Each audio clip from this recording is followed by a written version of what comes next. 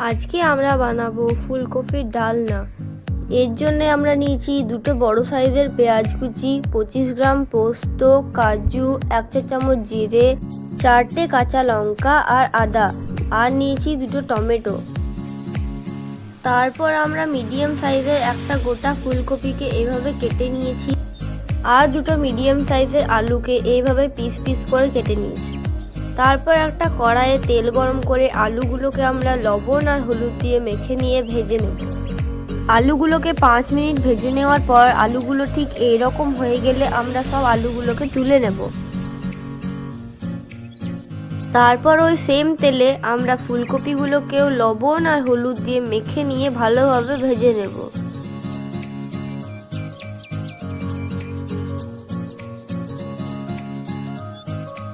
ফুলকপিগুলোকে 5 থেকে 7 মিনিট ভেজে নেওয়ার পর ঠিক এইরকম হয়ে যাবে, তখন আমরা ফুলকপিগুলোকে একে একে তুলে নেব।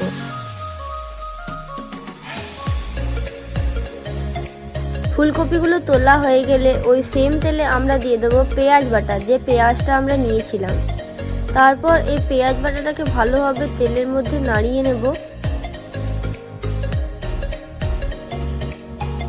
একটু নাড়াচাড়া করার পর যখন পেঁয়াজটা থেকে তেল ছাড়তে শুরু করবে, তখন এর মধ্যে আমরা দিয়ে দেব আদা লঙ্কা বাটা আর জিরে বাটা, যেগুলো আমরা নিয়েছিলাম। আদা আর লঙ্কাটা একসঙ্গে বেটে নিয়েছি, আর জিরেটাকে আলাদাভাবে।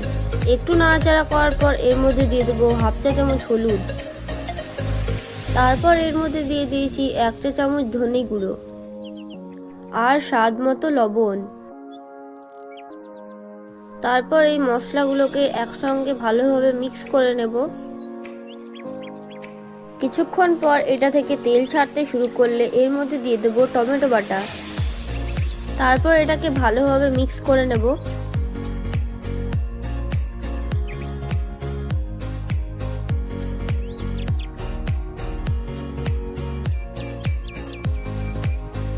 ভালোভাবে মিক্স করে নেওয়ার পর এর মধ্যে আমরা ঢাকনা চাপা দিয়ে 2 থেকে 3 মিনিট রেখে দেব।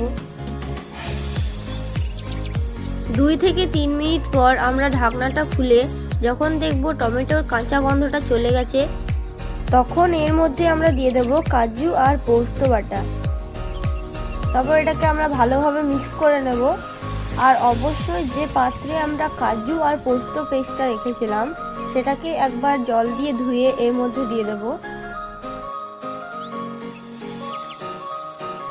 তারপর এটাকে খুব ভালোভাবে মিক্স করতে থাকবো।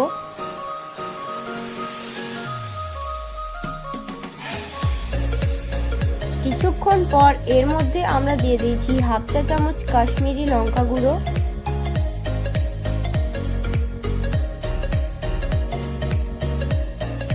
তারপর খুব ভালোভাবে নাড়াচাড়া করে নেওয়ার পর যখন এটা ফুটতে শুরু করবে, তখন এটার উপর একটা ঢাকনা চাপা দিয়ে 2 থেকে 3 মিনিট রেখে দেব।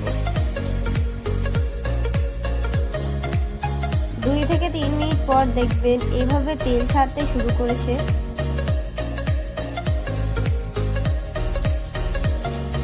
আর দেখুন গ্রেভিটাও খুব সুন্দর ঘন হয়ে এসেছে।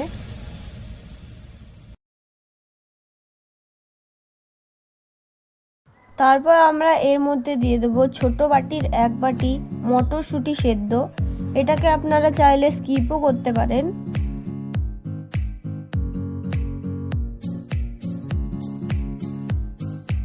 তারপর ভালোভাবে নাড়াচাড়া করে নেওয়ার পর এর মধ্যে আমরা দিয়ে দেবো 1 বাটি জল।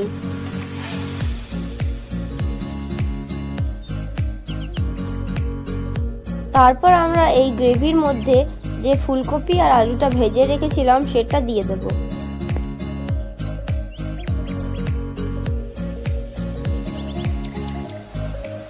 ফুলকপি আর আলুটা দিয়ে ভালোভাবে মিক্স করে নেব। তারপর একটা ঢাকনা চাপা দিয়ে দেব। 2 থেকে 3 মিনিট পর এর ঢাকনাটা খুলে একটু নাড়াচাড়া করে নেব।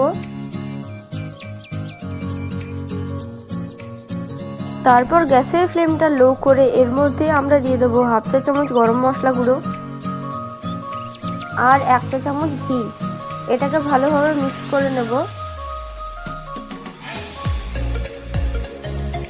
ভালোভাবে মিক্স হয়ে গেলে আমরা এটাকে সার্ভ করে দেব।